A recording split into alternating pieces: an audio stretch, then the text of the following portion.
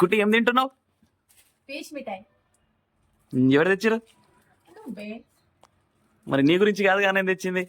టింగు గురించి, కానీ నాకే కదా టింగు కంటే పెద్ద కాబట్టి నేనే. అవునా, తిన్నావా? ఎప్పుడు తిన్నావు గతంలో ఇది? పీచ్ మిఠాయి గురించి ఒక స్టోరీ.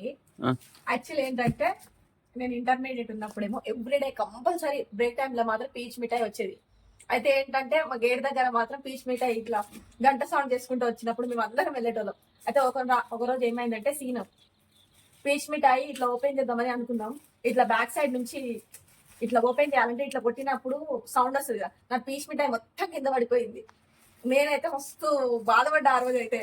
అందుకనే టింకు గాని గురించి తెచ్చిన పీచ్ మిఠాయి తింటున్నట్టున్నావు ఆ రోజు రోడ్డు మీద పడ్డా. కానీ ఈ పీచ్ మిఠాయి ఈ రోజు నేను చూడగానే అసలు నా కాలేజ్ డేస్ మాత్రం నాకు గుర్తుకొచ్చినాయి ఫ్రెండ్స్.